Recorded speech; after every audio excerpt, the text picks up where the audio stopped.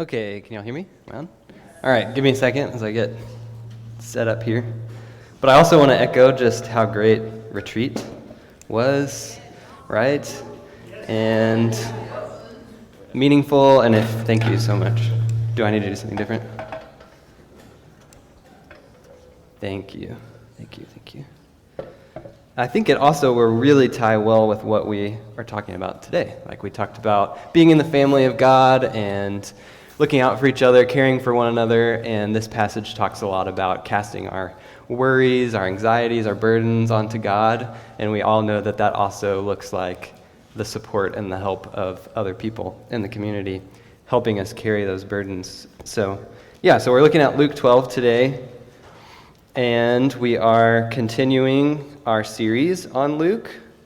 So just as like a little reminder, if you haven't been here in a while or if you're new, the reason that we're doing this series going through Luke, we're doing each chapter each Sunday, and it's to kind of give us a picture of what Luke is about, but also to give us different moments of examples of who Jesus is and his character, and to highlight some different things about the characteristics of Jesus and his teachings and who he is as a person. Yeah.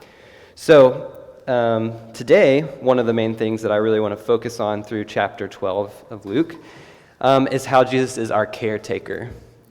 And before I jump in, a few kind of little things to share that I just like, should I share these things? Should I not? And I talked to some people, and I was like, okay, yes, I'm going to share some of these things. This last week, Monday, I've been slowly going off of my antidepressant, and Monday was the last day to be completely off. And I am incredibly emotional this week. So bear with me. I have literally cried every day this week. I think I've cried more this last week than I have in the last 2 years. So if I cry for a kind of unexplained reason, just that's why. For example, yesterday I was in the car listening to my favorite TV show recap podcast, and I just started crying about how much I love this podcast. So it's not like a super meaningful podcast. It's a comedy show. It's about The Office. If you ever watch The Office, you like The Office. So I was just bawling, like, I just love this show so much, and it's been so helpful. It's like, no, it's not really. So I really don't know.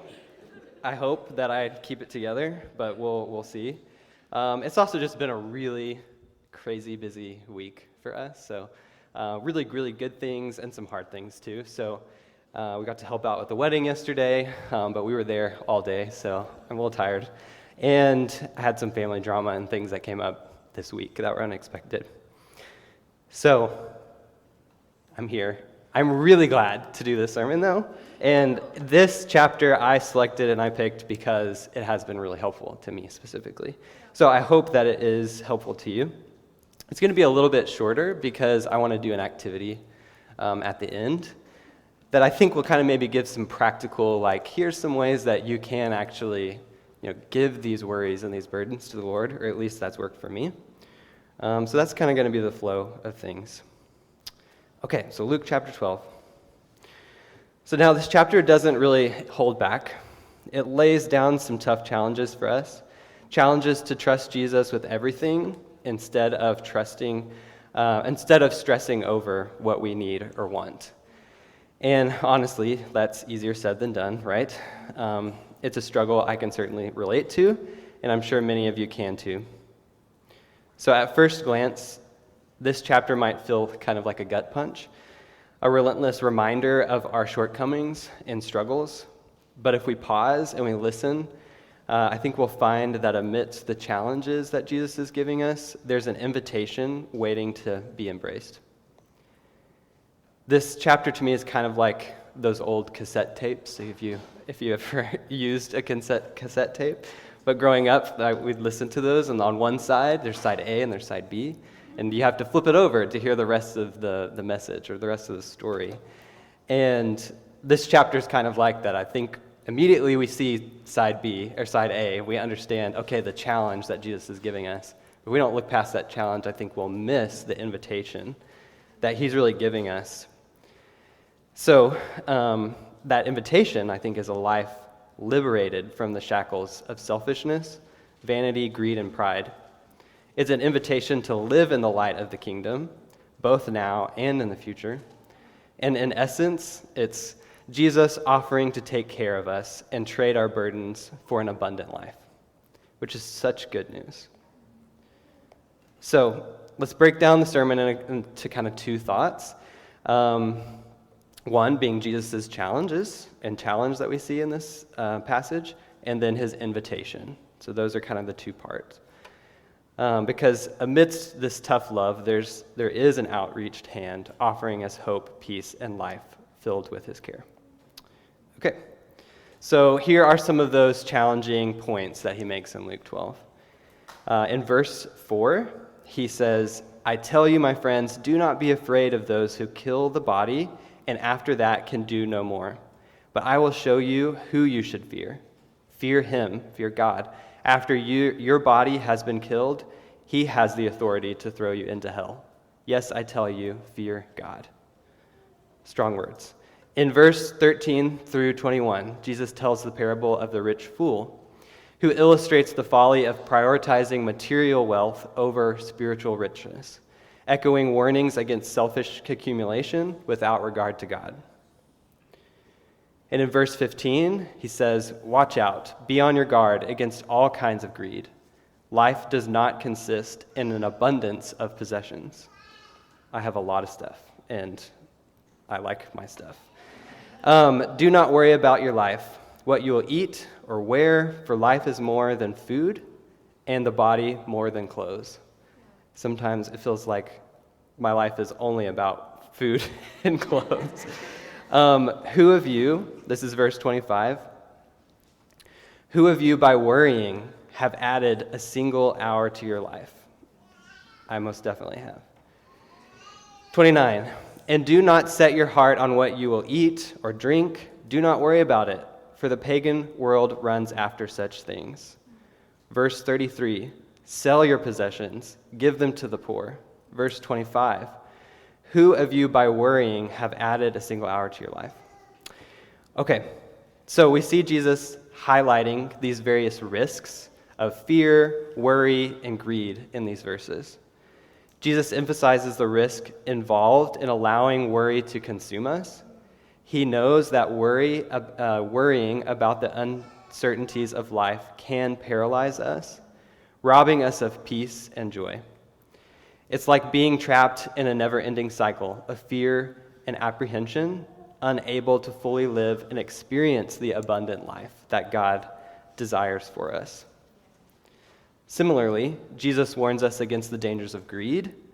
He understands how the insatiable desire for more can lead us down a path of selfishness and discontentment. Greed blinds us to the needs of others and distorts our priorities, causing us to chase after material possessions at the expense of our own spiritual well-being. And then there's fear, the ever-present threat that lurks in the shadows, ready to pounce at any slightest sign of trouble. Jesus knows that fear can hold us captive, preventing us from stepping out in faith and trusting in God's provision. It breeds insecurity and doubt, undermining our confidence and weakening our belief in his power and his ability. But here's the thing. Jesus doesn't just highlight the risks. He also offers us a way out of these things. He invites us to cast aside our worries, greed, and fear, and instead place our trust in God's unfailing love and his provision. He calls us to seek first the kingdom of God, knowing that when we prioritize his reign in our lives, everything will fall into place. So for me, within the last year and a half, Tate and I have gone through a lot of pretty difficult and trying situations, and you've heard me talk about some of this up here before. So it's really hard to read these verses and feel like it's even possible to accomplish some of these. It's really been, for us, one of the hardest years that we've faced. I've been faced with how much I care about my possessions, financial situation or insecurity, my own health. All of these things have kind of come into risk or at play. And as many of these things have been removed or changed in our lives in the last 18 months, I've really had to grapple with, what do I really value? And where is my hope and my security in all these things? So to kind of break down a couple of things, I just think some of this might be helpful. Back in May 2022, Tate was let go from her job, which was our main source of income. And I was in grad school, working only part-time, and in the middle of my degree. So there wasn't really the option of I could quit, but I didn't want to. It's like I'm halfway. And it took her a total of 9 months to find another full-time position. She applied to so many jobs, so many interviews. She was able to get a part-time job, but we needed her to have a full-time position. So that really took a strain on our finances, and it was really hard. So then 6 months later, after she lost her job, I became unexpectedly very, very ill. The left side of my body started going numb. I became very, very achy and tired. I could hardly get up out of bed. I was having anxiety attacks. Heart was just pounding. Very, very worried, and had a hard time putting my words together, collecting my thoughts. Just boom, all of a sudden, and it felt like a wire was cut. Something in my body went wrong. And a lot of these symptoms are still ongoing for me, and we're still trying to figure out exactly what is happening. So then a few months after that, Tate was still unemployed, and my car broke down and died, and we did not have means to get another car. And then a few months after that, we discovered that we had black mold in our house, and we had to move abruptly. We also assumed that maybe this was some of what was contributing to my health issues. And we had lived in that house since we'd been married, so the last 5 years, and I had lived in that area for 10 years. I loved living in that house. We had done so many great things, so many great memories. Lots of you had come, and we'd had parties, events, things, whatever. So it was really, really hard to have to leave that place so unexpectedly. And I could actually keep going with things that have happened in the last 18 months.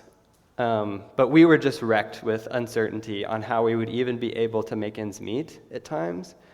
I was incredibly worried about how we would pay for doctor's visits when I needed to go to the doctor and figure out what was going on and appointments. And we just didn't have money we needed to move and find a new place, and we weren't in the position to do that. So I'll be honest, it was incredibly challenging for me to embody the mindset that is free of worry, fear, greed, all of these things, in the midst of all these challenges and so many changes to those things that brought me so much stability and security. But, however, these experiences have brought a deeper understanding of the passage in Luke 12. I realized that Jesus' challenge isn't just about summoning willpower to overcome worry or greed. It's about recognizing his deep care for every aspect of our lives and his willingness to carry our burdens. So this realization kind of now sets the stage for this invitation that Jesus is giving us to trust him, to trust in his care, which is so beautifully illustrated in Luke 12:22 through 32. Amidst the tough talk about worry and greed, Jesus extends a helpful hand in this passage, offering us solace and reassurance. He gently directs our attention to the birds and the flowers, showcasing God's provision for even the smallest creatures. Consider the ravens, he says. They never sow nor reap, yet God feeds them. How much more valuable are you than the birds? In this way, Jesus invites us to shift our focus from anxiety to trust, from self-reliance to dependence on God's provision. He calls us to embrace the assurance that if God cares for the birds and for the flowers, how much more does he care for us? It's an invitation to release our worries and fears, knowing that we are deeply loved and cared for by our Heavenly Father. 1 Peter 5, 6-7 says this in the Amplified Bible translation. Therefore, humble yourselves under the mighty hand of God. Set aside righteous pride, so that he may exalt you to a place of honor in his service at the appropriate time. Cast all your cares, all of your anxieties, all your worries, and all of your concerns, and once for all, cast them on him. For he cares about you with deepest affection and watches over you very carefully. Essentially, this chapter portrays Jesus as a compassionate caregiver, ready to shoulder our burdens and offer us relief. He doesn't just leave us hanging, he offers us the kingdom. Verse 32 reassures us of this. Do not be afraid, little flock, for your Father has been pleased to give you the kingdom. So let's be honest, exchanging our cares for the cares of the kingdom isn't always easy. It's a daily battle, especially in the face of financial, physical, emotional, relational stress.